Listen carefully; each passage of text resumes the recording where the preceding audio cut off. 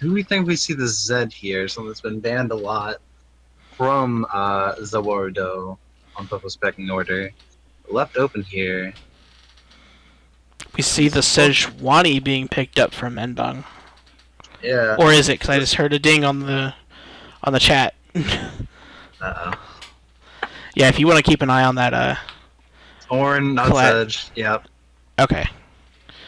So Ornn locked in, not Sejuani. Ornn with many R's in particular. We see Lysandra picked up for Juice Miyoshi on the side of Lunchboxes. I do might mention that. I think that's maybe what they were thinking is that, if we leave the Zed up and he decides to take it, we'll just play Lysandra. Lysandra's very good into Zed as you can poke from far away, you can run away from him, and you can even ult yourself to avoid having to take any of that damage from the ultimate. Yeah, not something I'd necessarily blind pick though. He hasn't picked the Zed yet. And they ban it, so I don't think that was necessarily the strategy they're going with. I mean, Juice Miyoshin's very good on Lysandra anyway, and so it's a good pick either way, but especially against some kind of assassin, which, I mean, Zaruto has other assassins that he plays. He does have the Azir. We haven't seen it from him recently. Kind of a forgotten ban against him. Looks like they're going to target top lane. Now we see it Alawi, Malphite, and Maokai now coming in against Gurg 7.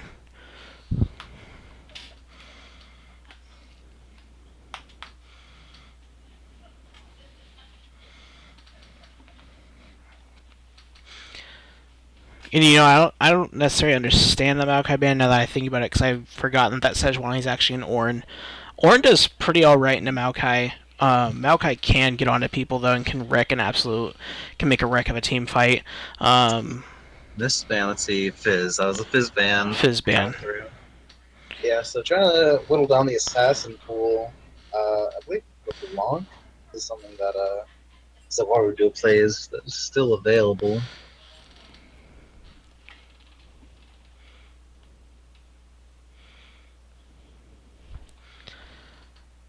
And I do see that poll results are in. I was going to get to those after we did Champ Select. Thank you, Drachi, for bringing those up, so I will mention those after we get through the rest of this draft. If that's an Ornn pick, how do they ban Ornn? That is the Sejuani ban. So the Ornn and the Sejuani are switched. Okay, got it. Yeah. I'll look further.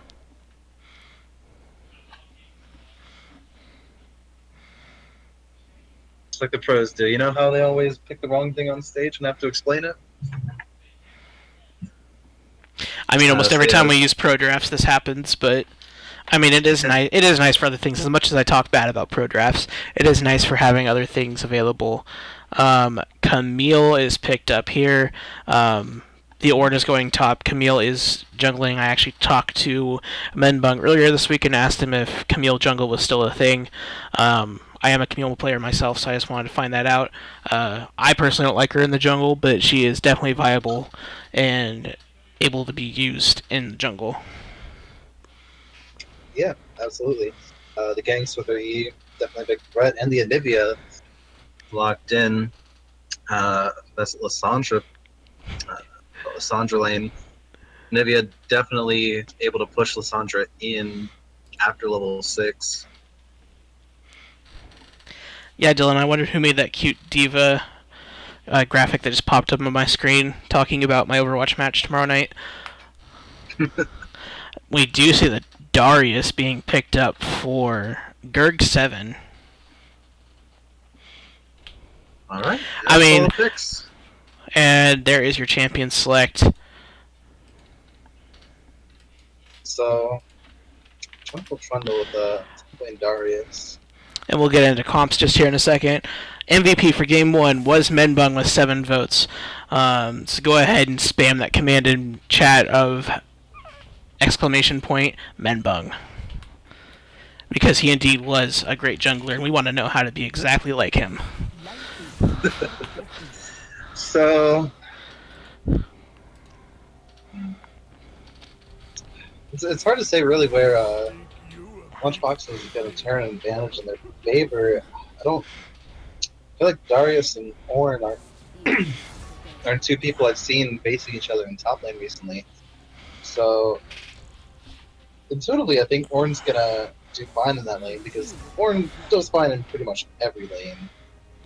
But if Darius manages to get ahead and he can get on some of the squishier targets, late game fights, he can really do some damage to an Anivia or Misfortune. Yeah, and I feel like this draft, this is a very LCS kind of draft. We don't see any kind of weird I'm good at this or good at that champion kind of picks. We see something that fits this weird crazy meta that we're in. Unfortunately, no gold strats or whatever, I forget how to say, gold funneling, that's the word I was looking for. No gold funneling strats, no bruisers in the bot lane, none of that stuff, just good normal, this is what works in this meta, let's do it. Good clean LCS. Yeah, good clean LCS. This is what people in NA want to see every week, and EU, because EU seems to be the one doing weird stuff. We do see Anivia picked up. I forgot to mention that. I know we saw it on screen. Anivia picked up for Zawarudo. We saw him play it, I believe, last week, and then 3 weeks ago, I believe, he played it. Another late game champ. It's going to be interesting to see how it works into a Lissandra. I haven't personally played this matchup or seen it, partially just because Lissandra has not been anywhere near decent until the last couple patches. Will work very well, though, to counter a Trundle Pillar. Trundle Pillar, someone to keep you from running away. You just wall off the Trundle, and there you go. We're just going to have walls and pillars all over the places. The Darius, we already talked about it, into Ornn. Ornn's a very safe laner, can win a lot of lane matches, but at least go even with them and give you the chance to win them. Darius can get on you, keep you from running away, and kill you, and there's nothing you can do about it. There's times where, if you even give Darius one kill, if the Camille comes in and he pulls both of you, and he happens to kill, he'll end up killing both of you. It's one of those things, kind of like with Alawi, you don't get Alawi past 6. You have to be careful when you gank Darius after he hits 6. Yeah, exactly. And also, interesting seeing this Camille pick into a Lissandra. Camille, not the tankiest champion in the front line, but she is melee range. She has to get in there to get her damage off. I feel like a Lissandra, if Camille steps a little too close, she'll get ulted and caught out right there, bursted down by Darius, and he'll take that blood rage, whatever his thing is, where he gets 100 attack damage out of nowhere. Yeah, it's his passive, it's his stat. He has to get 5 auto attacks on for that to happen. Yeah. I think it's also if he kills someone with his ultimate. Yes, he also gets it. He gets a refresh on it. Yeah, so I feel like Camille caught up a Lissandra ultimate could go down very quickly, allow this Darius and Trundle to get onto the squishier members of the team.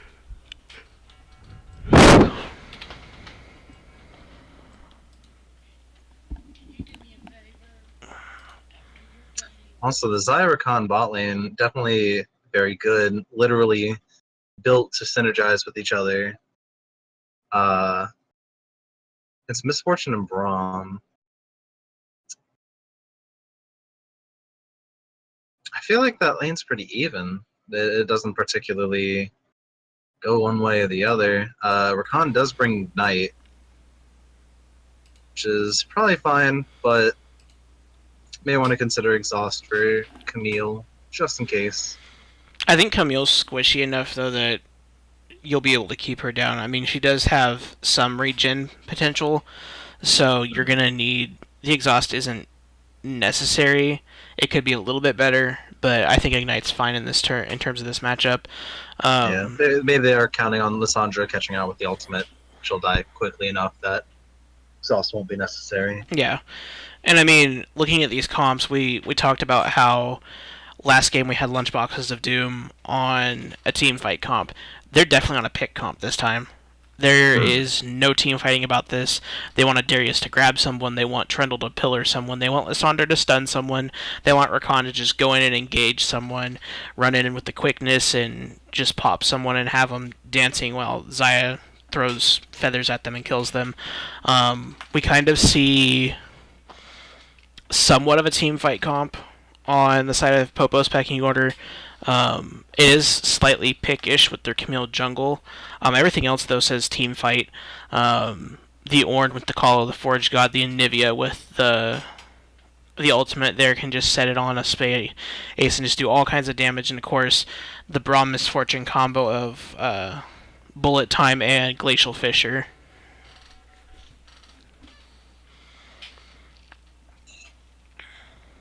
Alright, so all things considered, I think I want to give the advantage.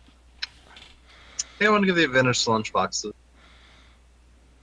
I think I'm going to go ahead and agree with you on that one. I think Lunchboxes can pull this one off. I think that with their pick comp, I think if you pull off a pick comp the exact right way, you can beat a team fight comp. If you pull out the right person, if you can pick the right person out of that team fight and make that team fight comp a little bit harder to pull off, it forces errors on the side of that team fight comp. Whether it's, you pull the Misfortune, which would be the ideal target, there's no bullet time to rain over that. There's no ranged auto damage. You have to force then a Camille to jump in. You have to force a Nivea to make a play. You have to force the Ornn to make a play. It makes someone do something other that's not going to be very comfortable, or makes them possibly commit an error.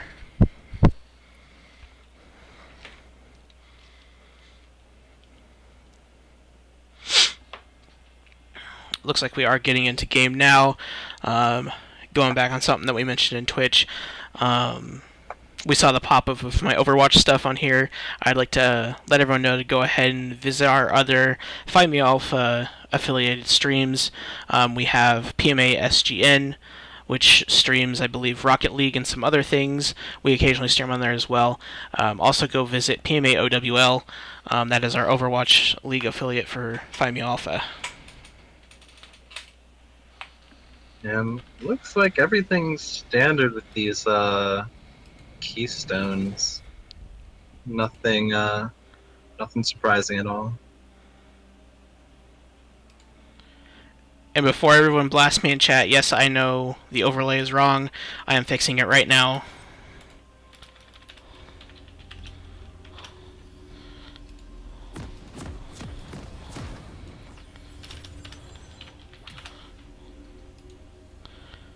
I'm just going to leave the colors wrong because we want to get into this game and not see this. I am terribly sorry that this is happening. I should have fixed this while we were in break, but I got distracted. And we are in game now. Should be popping up. Camille's starting E, anticipating the invade, but they get spotted out by Lissandra as they try to sneak in through the mid lane. Yeah, I've seen Popo be very, very aggressive here on invades in this series. Yeah, and again being a five-man stack. They really want this. Seeing a defensive setup here from Lunchboxes of Doom, Zyra staying over by their tier 2 turret. That alliteration right there. And we see Iruion just out there, just trolling around in the jungle, just seeing what's going on, seeing if anybody's going to come over and try and take his red buff. Maybe charge him some money since he's a troll and all that for crossing his river. So, while they were, while Popo's pecking order was getting vision on the blue buff,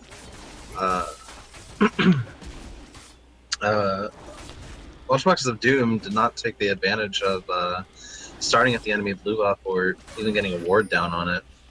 So, yeah, Andromeda goes right from his red to his raptor, so I don't think he wants to contest enemy buffs at all. Yeah, and we do see Iruion starting on the top side of the jungle again. This time it's starting at a red. It's going to be interesting to see if they both, the Camille and the Trundle, go for this top scuttle. If I remember right, in the last game, Trundle had Menbug on the Trundle for last game, had the advantage over on the river scuttles. Looks like they might run into a fight here. We see a Ruyon on it right now. Gerg7, though, going in on StarCraft, basically dealing negative damage to that Ornn because Ornn's tanky even at level 2. We see pings coming down onto the top side of that river. It looks like Trundle did go ahead and get that good secure and instinct there by Iruion. So go and get that before Menbung be able to. And we do see Camille here, still level 2, looking for another level 2 gank onto Juice Miosh in mid. Looks like we see some careful pings coming out from the side of Popo's there, probably. And Trundle does find Menbung there. Here comes Juice Miosh and does not follow the E.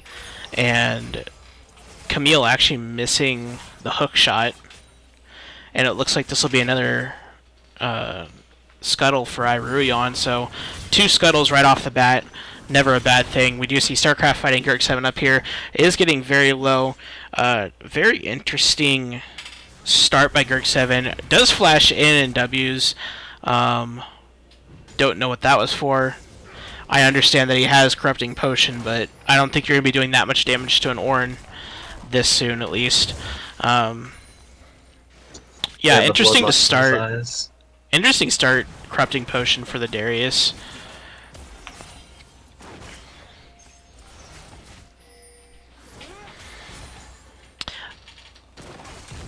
Slaga does hit Super Bomb with the Gleaming Quill, does get the heal there for Piper is. This is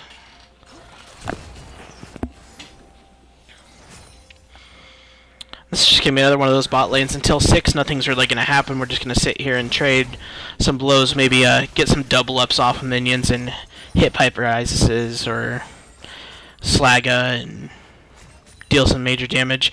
Do not see a Glacial Augment MF. It is Comet for the MF. So going back to the standard lethality build and runes for that. We have seen people take Conqueror lately as well as Press the Attack. Or Dark Harvest if you're a Perpetual Tilt. He has taken that. StarCraft runs and does miss both the Wally and the Pillar. And Gerg7 coming back and swinging around at that. Super Bomby Buru gets a little aggressive there, and Slaga gets right aggressive on him. Does get ignited by Slaga, does Super Bomby Buru. And now there's a gank going in top lane. Menbung and coming Gerg7. Gerg7 is going to go down to Camille for the first blood. Trundle's here, though, does block the way out for Menbung. Menbung is going to have to flash, hook shot, wall. StarCraft, though, comes in with the Bellows Breath, does hit Iruion. Sweeper does miss by Menbung. Iruion is just going to run out with, looks to be about 100 to 200 health. So first blood on the Camille. Camille is someone who, if she gets kills early, can also snowball into the late game just like a Darius would. Isn't quite known as well for that as a Darius, because Darius is nearly unstoppable with all that healing and all that. Camille, though, can be a very good snowball-y pick as well. No one did go down in that bot lane fight, though. I know direct-to-camera kind of took us away from it a little bit, but Super Bomby Brew did pull the Ignite out of Slaga in exchange for his own flash. Looks like also the heal. The heal was also... Heal went down in that fight as well.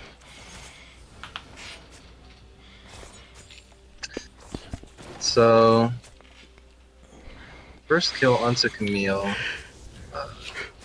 You see OCS lead in favor of Lissandra in the mid lane coming down as Nivea's first item is here.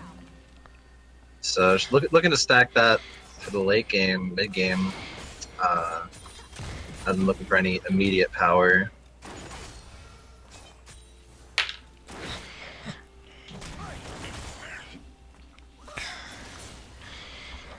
Very good usage of pink wards here, too, by the side of Lunchbox's Doom. Keeping in there, so that way they can kind of keep track of Menbung while they do get destroyed, and that gives over the free gold. Helps just to have another ward early, especially since you don't get that many from your trinkets. And it obviously takes a little while to get that ancient coin leveled up if you're Slaga, or the... I can't think of the other one. The one that Braum has. The one with the stacks. That's all we'll call it for now. Gerg 7 pulling in StarCraft. StarCraft is 6. He needs to be careful here if I was Gerg 7. Does go ahead and swing the axe around. Gets knocked up against the pillar. Darius does hit 6. W's him. Looks like he's going to do quite a bit of damage. And the execute and the dunk coming out for Gerg 7 kills StarCraft before he can redirect the Call of the Forge God.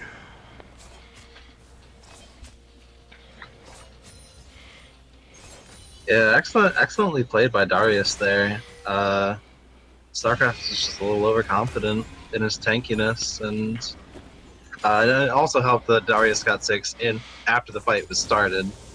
So, not knowing that he would have ultimate up at the start of that fight. Drachi says, now the real question for this is, well, let's say, okay, this is just blue buff going over. For some reason I thought that was, Ariana's jungle. Question is from Drachi is, does Irion go a standard tank build on Trundle, or does he go full damage? And we do see an early dragon taken by Irion. Had no idea it was on that. Again, direct to camera doesn't like dragons, doesn't like seeing them taken. But a good early mountain drake for Irion that's going to help with the tower pushing, objective taking. But we want to see if Irion's going to go a full damage build here, or is he going to go a tanky build. I would hope that he would go tanky here. You only have Gerg 7 on the Darius, who's going to be a tank. And Trundle, if you're not very tanky, you need some kind of main tank. And so that's why I think we might not see as many ganks from him early here, is because he can easily be killed while he's still kind of squishier, and he doesn't have that main tank to engage for him. Yeah, for sure. In this situation especially, you want to go tank on Trundle, so you do have a front line that can take a lot of damage. Darius being pretty beefy, looks like it's going to be a Black Cleaver first item for him, but he cannot take nearly as much damage as a full tank. And you want damage out of a Darius, so I think you can expect a little tankiness out of the Trundle. Camille does come in mid lane here for a gank on Juice Miashin. I would advise against ganks against Juice Miashin at this point, especially while his ultimate is up. Last thing you need is to go diving in on a Lysandra and you get ulted and Trundle's there to counter gank you and then you just die. Menbung instead decides to go up top and is looking at Gerg 7 for a possible gank. Does run over a ward though, and is spotted out, so looks like Irion is going towards that side. Gerg 7 walks down there anyway after seeing that, gets hookshot, does get the ultimate from Camille, does get hit by the Call of the Forge God, and StarCraft does get the kill onto Gerg 7.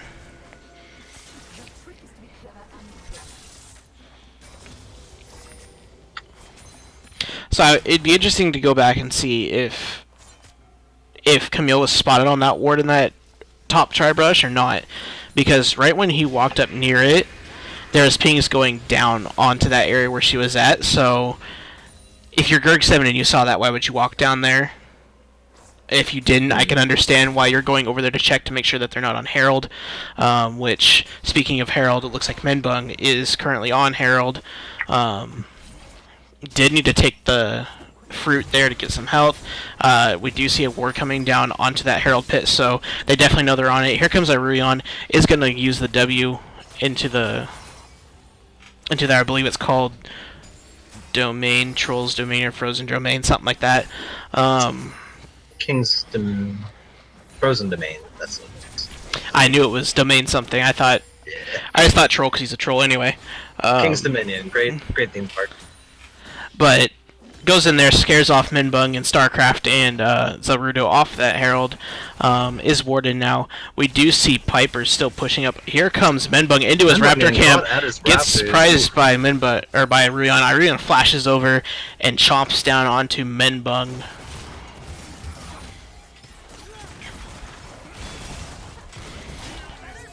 Nice ultimate there by Piper Resistance, and it looks like that was indeed a flash coming out of Piper, as is to avoid the Glacial Fissure from Super Bomby Buru there.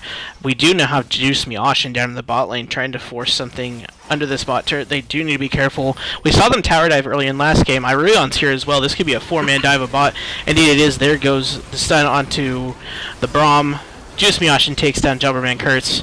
Piper takes down Super Bomby Buru and does get out with the help of Slaga. And here comes Zyra Khan just absolutely destroying that turret. And that was the first turret over to Lunchboxes of Doom. A much better execution of a turret dive than we saw in that first game from Lunchboxes of Doom. Yeah, great turret dive.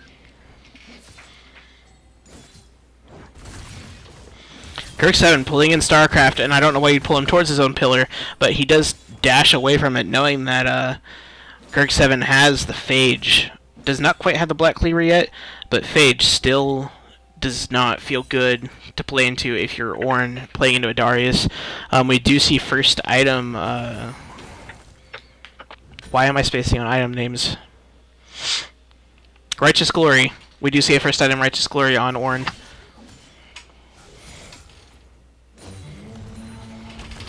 Call of the Forge God coming out. Does miss Gerg7. Menbung hook shots onto the ult onto Gerg7. Smite comes down, does not quite kill him, gets a double pull into the tower. Menbung taking 3 tower shots, and then the ultimate and dunk from Gerg7.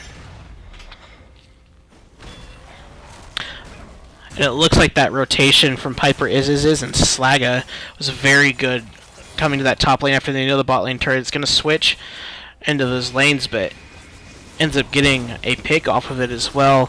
Slaga going a little aggressive there, almost gets walled off, does get back to Piper Isis's.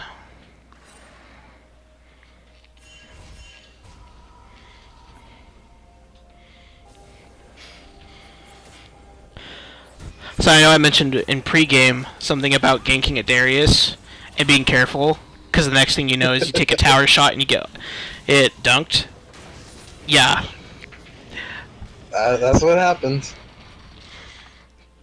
Like I said, he only had a Phage, but Darius deals ridiculous amounts of damage, especially with that Conqueror rune and having the extra 2 damage. Rito, please nerf Conqueror. I know it'll make a lot of people happy. Flash ultimate from Braum. Yep, we do see the Flash, Glacial Fissure, we see the ultimate coming out of Piper and we do see Bullet Time coming out, and it will be Zaruto taking down Slaga, and it looks like Menbung is going to get it return killed for that. We actually see 2 return kills, so it ends up being a 2-for-2 overall.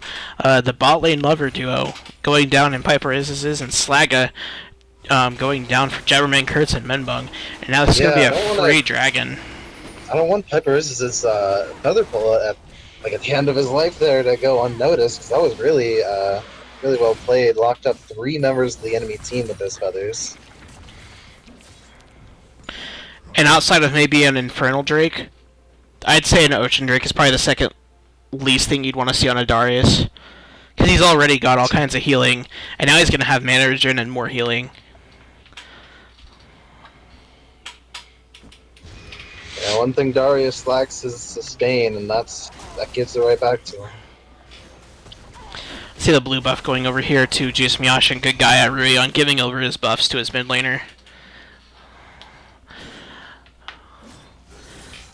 I do believe I think you're a little bit ahead of me again. I don't know if mine's freezing or what's going on, but I'm at 15, 55, 56, 57, Oh yeah. 58. I was about 4 seconds ahead of you.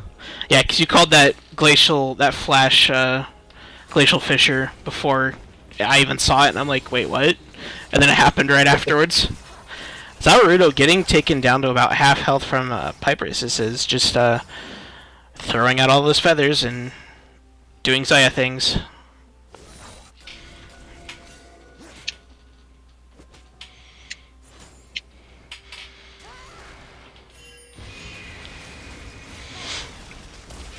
Sandra going in on Zaruto does. That was a very good series of events right there for Juice Miashin. Will not get the kill as Super Bomby Buru, Minbung, and Jobberman Kurtz are here to back up the Ignivia. Juice Miashin is going to get out with the E ability to be able to go under the wall. That was a very good combo there by Juice Miashin. Pulled out the stopwatch from the Anivia, waited, then ulted after the flash. Slaga here, going in, poking with the Gleaming Quill, does not hit it, goes back to his lever and decides to retreat after that. Looks like they're going to focus on this Herald here.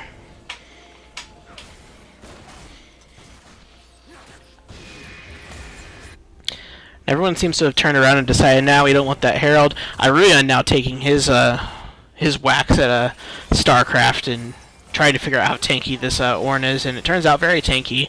Not able to really do much there.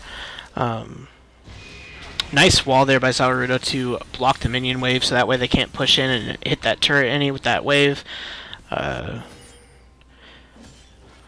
Not sure. It looks kind of like Lunchboxes of Doom don't know what they want to do here, if they want to push out a lane or if they want to focus this Rift Herald.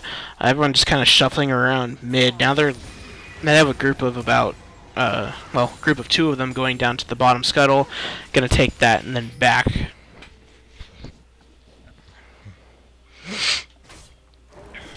We do see a first item, Yomu's Ghost Blade on this Misfortune. Probably would have liked to see the Dusk Blade, maybe, a first item. The speed does help to get into a team fight, but I think with the Dusk Blade it would provide a little bit more damage right now. Jusmiashin flashes, looks like he can't quite hit the ultimate, does eventually hit it. Piper Isis is, because I'm going to say his name however I want to, does take the kill and gets the kill on Zawarudo. Now it looks like interesting stutter stepping there, but ultimately gets what you wanted.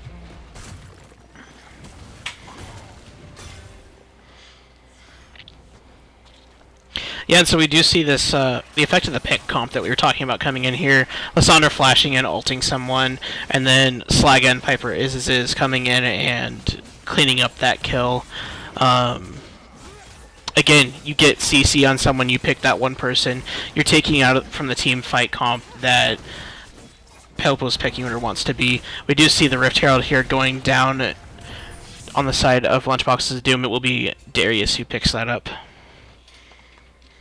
So, looking at Menbung's build here, and I'm kind of scratching my head because I understand stopping on Tiamat, and I understand delaying the... StarCraft here is in a scuffle with Gerg7. Gerg7 flashes the hook shot from Menbung, and...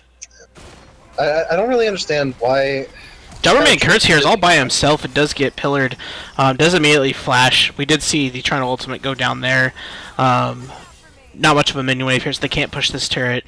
Good engage there by Ryan, forcing the flash to Jabberman Kurtz. But yeah, Menbong and Camille triple dipping into items, kind of losing efficiency, not really hitting those power spikes in any sort of timely manner.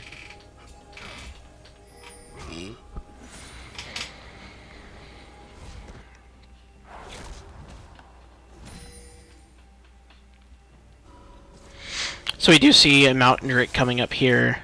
I believe... It won't tell me. But we do have a Mountain Drake coming up next. That will be another good Drake for Lunchboxes of Doom to get. Gerg7 does pull in StarCraft there. StarCraft just dashes back out. Does have the Bramble Vest now, so Darius has to be a little bit more careful. He is going to hurt himself hitting away at that Ornn. Will not gain as much health back when he swings around his axe. And Karut, I haven't forgot about you in chat. I'm not a generous jungler, okay? You have to tell me that you're taking that and take it from me. It's my jungle. Mountain Drake is spawned now. We do see 4 members of Lunchboxes of Doom down here, and looks like there isn't going to be much of a fight for this. We might see a bullet time over the wall, and the bullet time does not take it. Does take down Slaga. Somehow Braum gets that kill. Good smite, though, by Aruyan. Nice try, though, by Jebberman Kurtz. He almost had it.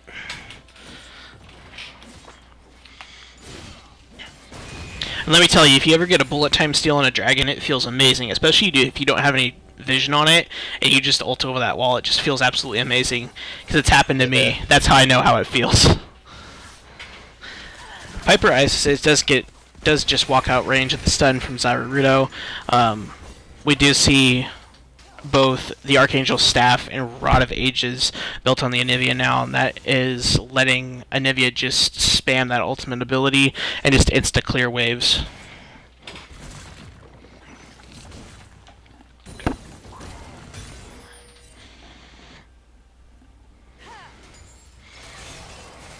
Lunchboxes of Doom here still playing kind of like they don't know where they want to push, what they want to focus. Looks like they're just trying to focus on what their comp does and just get those picks. Even after that, though, it's not. They aren't really entirely sure. They looks like they're gonna maybe do a 1-3-1 kind of comp. Gerg7 up top. It probably does have about maybe 30 seconds left on that Herald before it needs to be spawned. Piperus is over here taking the red buff. So I'm starting to think that these comps. This is looking like it's going to go in the late game. The way Nidhi is clearing these waves. As we see a 3-man dive top, here comes the quickness from the Rakan, and StarCraft, though, just going on Juice Miyoshi, trying to do that. Dunk comes in from Gerg7, does not get the kill, does auto him one more time, though. Yeah. And Ornover saying his welcome there with the Rift Herald coming down. But, yeah, the way that they're able to clear these waves, and with, I mean, Herald's now taking, they've taken all the outer turrets. And it looks like Lunchboxes of Doom have started this Baron here. There's only 4 members here. They do not have a jungler. Menbung, if he has any idea if they're on this, which it looks like he does not. There's a pink ward on that Baron, and they also have the Scuttle control. They have no idea they're doing this. This is a free Baron for Lunchboxes of Doom. Good vision setup. Good recognition that this Baron is absolutely free. You drop the Herald, distract him, you kill someone, and you got yourself basically a 20-minute Baron. I mean, yes, it's 24 minutes exactly in. What they need to start speeding this game up, and I think that's what they really need to stop Popo's Begging Order from scaling up, as the Anivia and Misfortune are bound to do.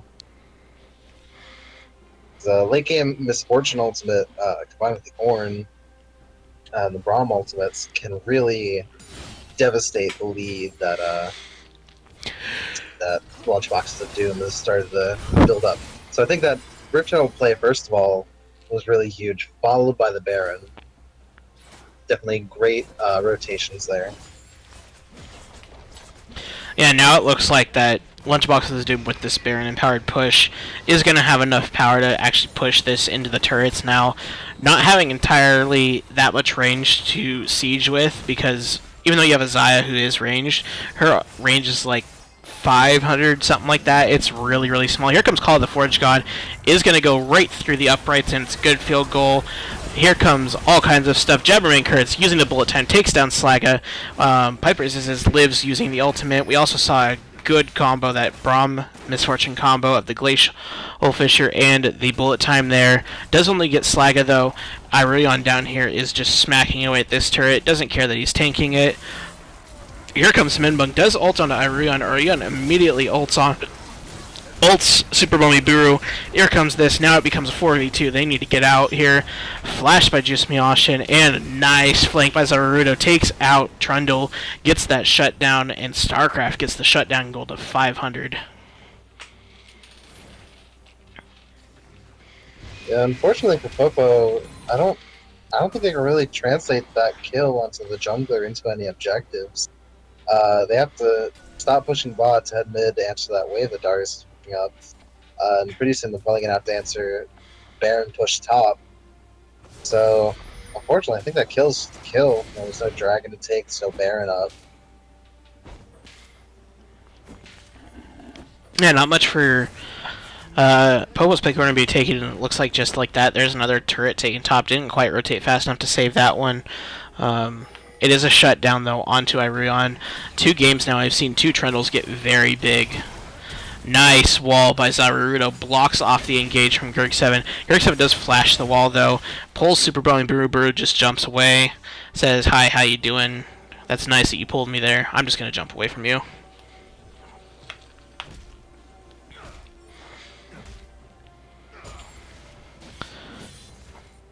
We do see that aggression coming out of Gerg7, though. Being able to flash over that wall, just... But how is that going to affect him, though? And the next time he tries to pick someone, what if he gets collapsed on, goes in after someone? Speaking of getting picked. Minbung jumps in and takes down Piper. Is.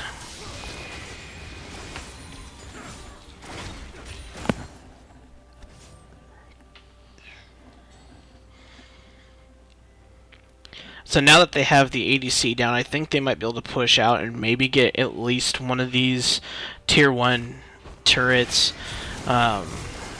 Definitely can get this mid one. Look at that wave clear from the Anivia. Definitely have the damage here to take down this turret. Jabberman Kurtz gets the gold for that one. We do have StarCraft on the top lane whacking with that turret. Looks like now they're going to walk through this jungle. Looks like the Gurg 7 here might get collapsed on. Just going to take the Krug camp for now.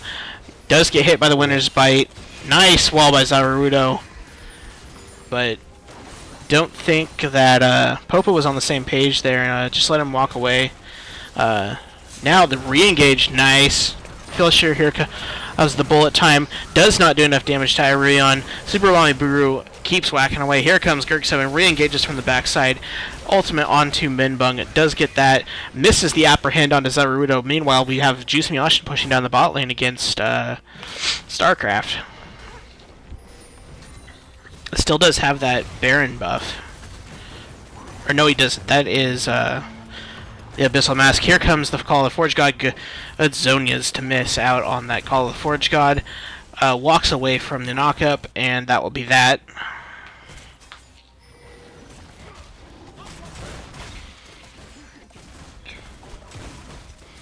Red buff going over here to Jabberman Kurtz. And it looks like another Ocean Drake is going to go over to the side of Lunchbox's Doom. Does indeed secure that. That's another Ocean Drake. We talked about that earlier. We don't want to see that on Irion. We don't want to see that on Gurg 7 if you're Popo. Gives you all kinds of regen and sustain.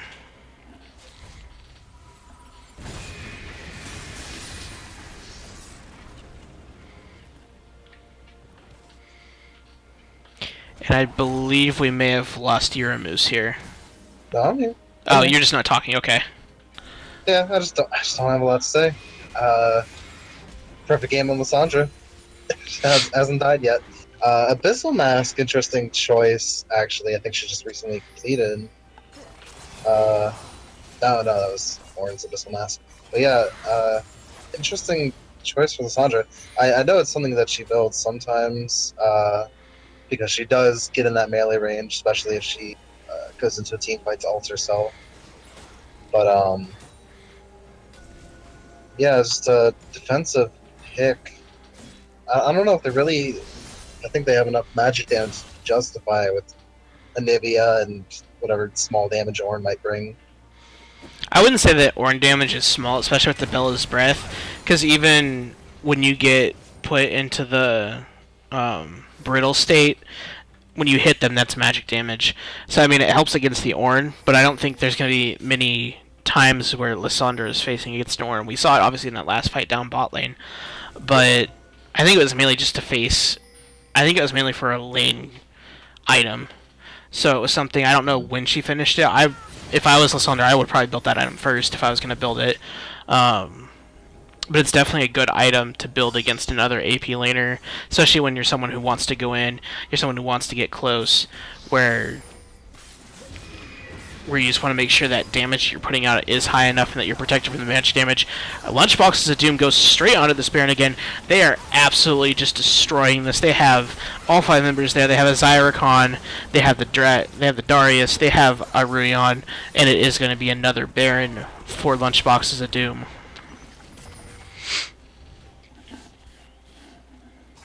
Yeah, Popo's pecking order just had no time at all to react to that Baron. Yeah, that was taken ridiculously fast.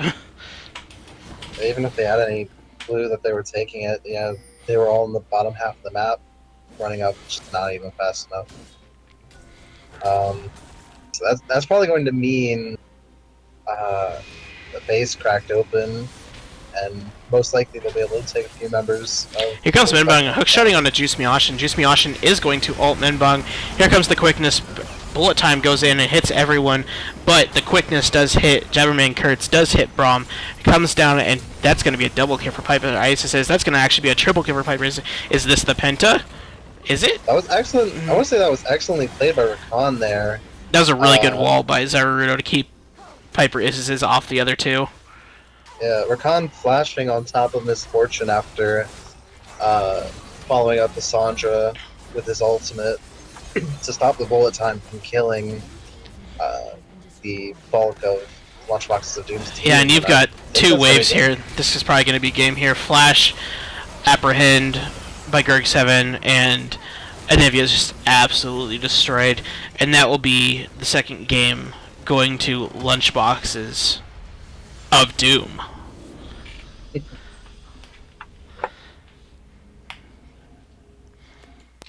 Very different game than what we saw in the first game. We didn't see... I wouldn't say this one was one-sided to either side. This one was definitely, you know, who's going to finally make that play to push them over the top and get them to that win.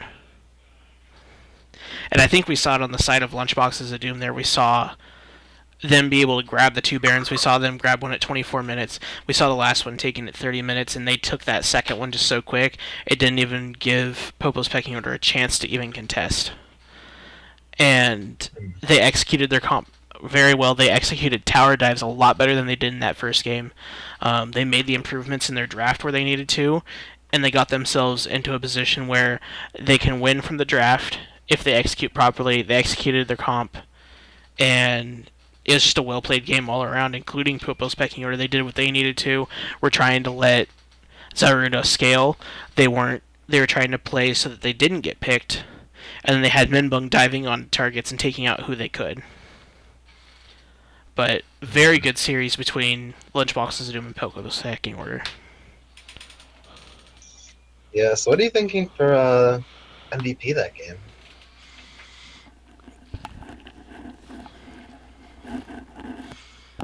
Oh boy. Yeah, that's my thoughts exactly. It's kind of hard to come down on one person.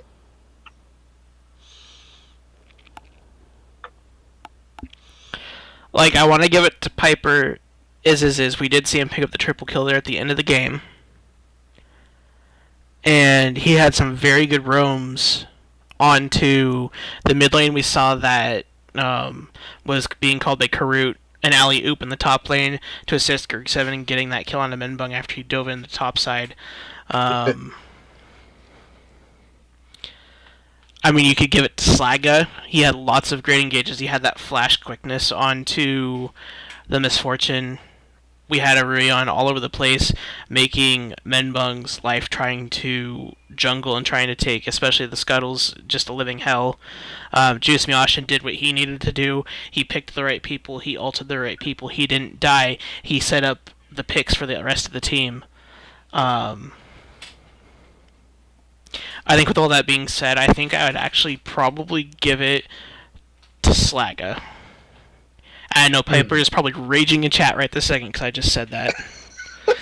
I think his roams were amazing and helped really pick, and the fact that he can disengage the team fight from Popo's Pecking Order that they needed to get that fight off, aka the flash quickness onto the MF after she was bullet timing onto the entire team, that definitely turned that fight. I think if that bullet time had gotten off, they wouldn't have been able to end right there.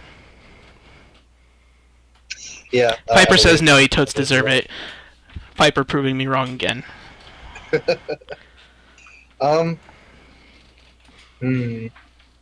Yeah, I think I'll agree with Saga. Yeah, again, that flash to prevent the bullet time was very important, but great plays from everyone all around. Piper had a huge feather recall. I don't remember what it's called. In the mid lane when the entire enemy team jumped him, and that caught 3 of their members, which got Camille killed there and turned the fight as the rest of his team came in behind him. Juice Myoshin on Lissandra definitely playing a huge role in preventing Camille from popping off in some team fights. Erion have Flame Horizoning in the jungle. Like, come on. Most kill participation on the team. And Gerg7 really doing very well in top lane. Popping off when he needed to, being a split push, the push where he needed to. So, yeah, I agree, Slaga. Alright, so we both think Slaga, but let us know what you guys think. Vote on that poll that I just posted. Just so y'all know, Game 1 MVP was Menbung. I'm going to message some people and see if we want to do post-game interviews at all.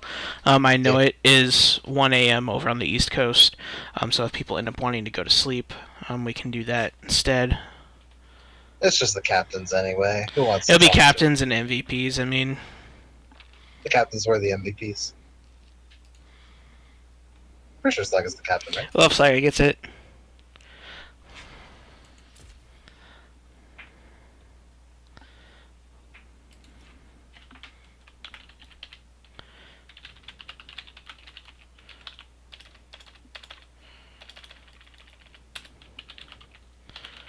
So I'm going to give that poll another 2 minutes. I'll give it until 10:13 Pacific Standard Time, 1:13 Eastern, 1:13 a.m. Eastern Standard Time. I can do time zones.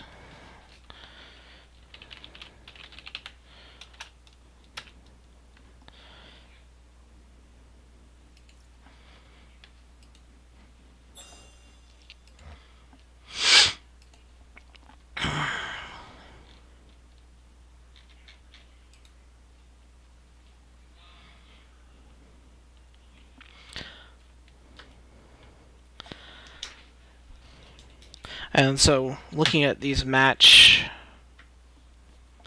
results, the match results overall from this past week, because that was the final game of Week 7. I do believe that we have had some standings move around. I'm going to pull those up real quick. Up from 7th to 6th.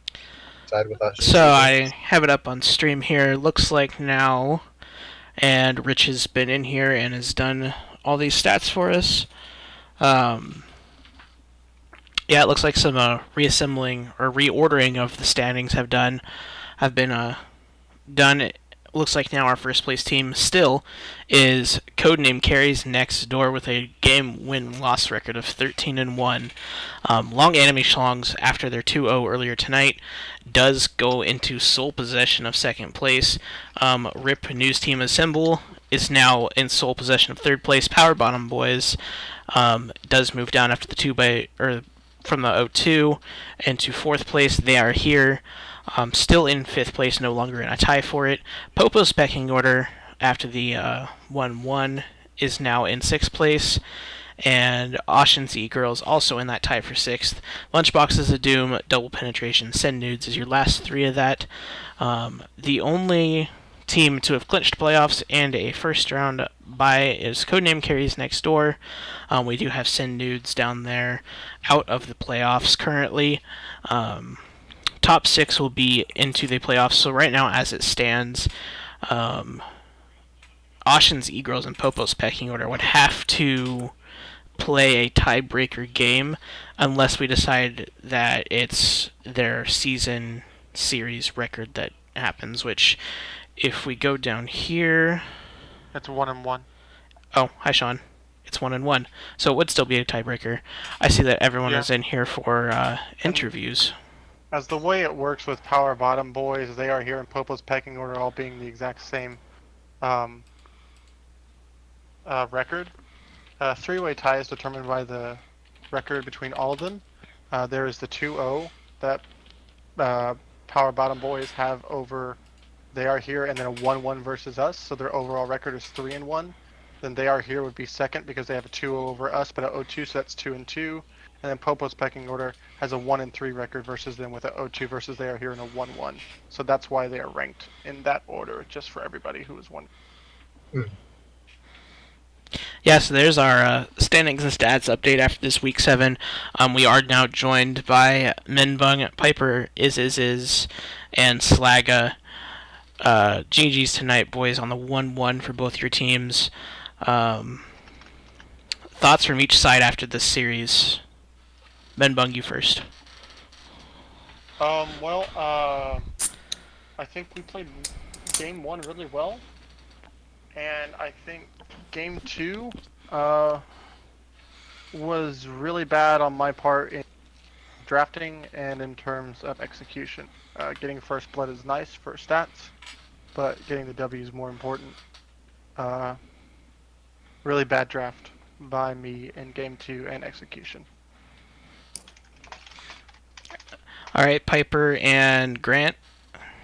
Your guys' thoughts after this 1-1 with Popo's pecking order? Yo, Siver's a dumb champion. Say it Also, again. The okay, people actually no, back. it wasn't even Siver. Mundo's a dumb champion. Builds full tank and does the most damage on his team. Cool. Feels good, man. Nerf percent health, dude. No, I think one of our strengths as a team that we've really come into our own is like even if we lose game 1, we're just like, all right, game 2, let's move on, and we learn and we adapt really well, and I think that's something really awesome that we've picked up throughout playing together. We really learned to rely on each other as a team, and that's why I said in the post game Twitch chat that you could have picked any of us to be MVP, and I would have been like, yeah, I'm fine with that. Because we all did some things individually that were, really good. Where is the poll? Because I need to vote for someone. Sorry. You're good. But I mean, the poll results I already posted because I said I'd close it at 10:13. But if you still want to vote, you can. Yeah, Yeah. Slaga won with 7 votes. So our game 2 MVP is Slaga.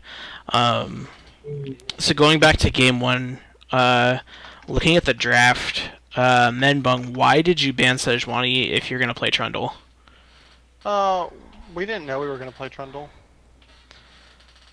Alright. So Because I was like, Trundle counters Sejuani. I played that matchup last week in LCS, and that Yeah, that I know doesn't it feel does. good. we also, StarCraft has played in the top lane before, so it's always a flex. So we just didn't know where it was gonna go. We just liked it. We probably should have picked it game 2 instead of a Camille with losing lanes in every lane.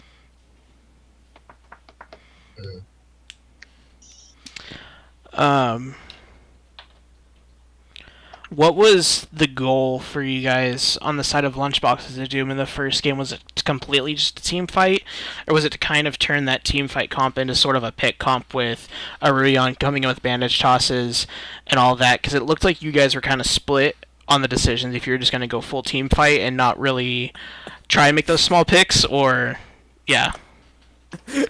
you're gonna have to ask Greg because I really have no freaking clue. Hence why they're co-captains, everyone.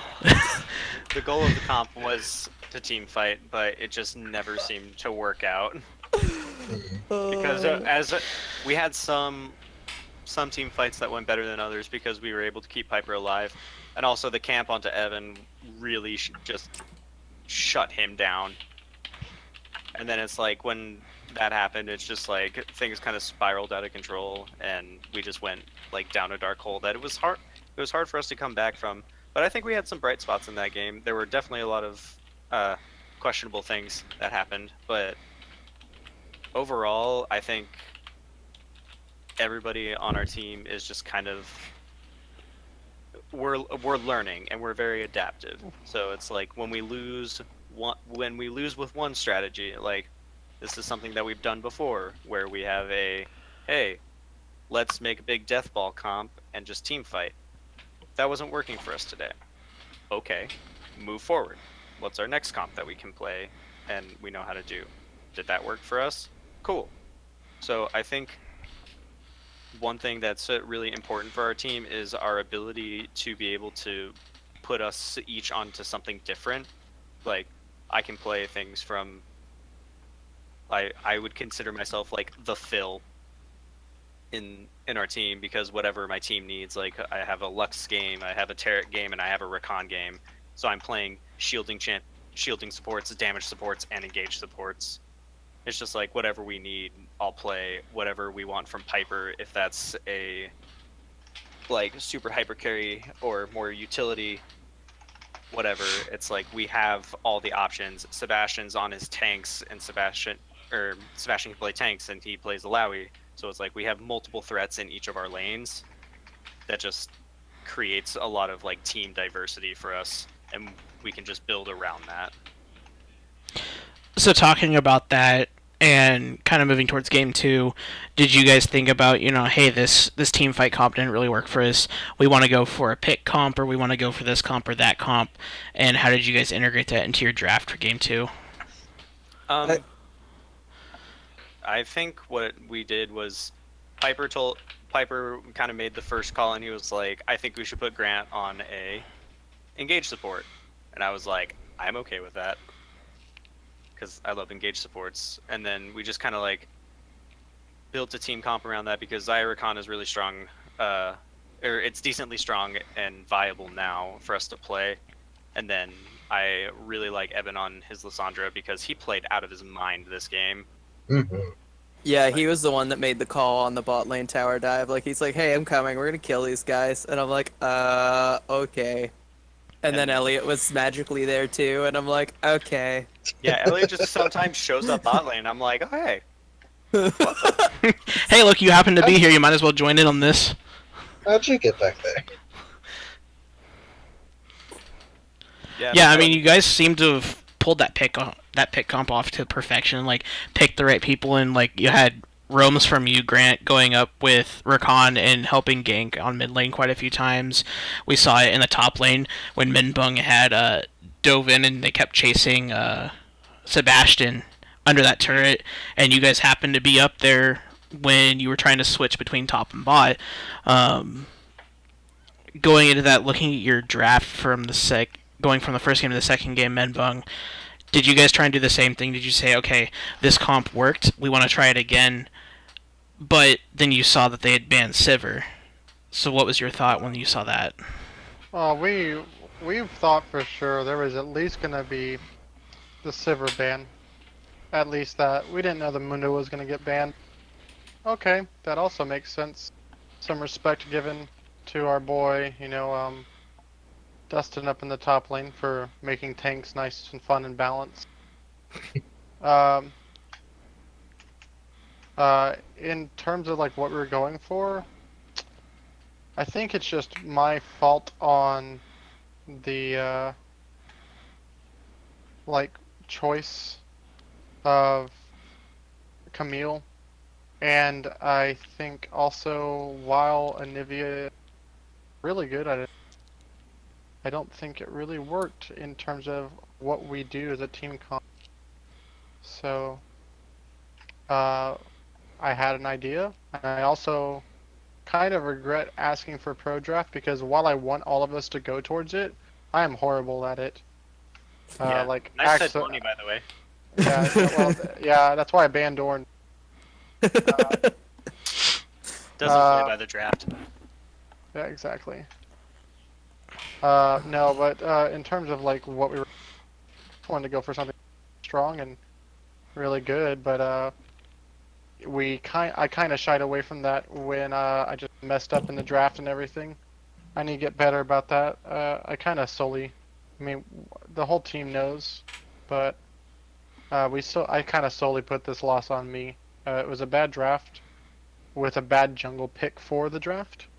I think a different jungle pick would have helped, but I also think different lanes would have helped the jungle pick. So overall, just quite honestly, how not to draft.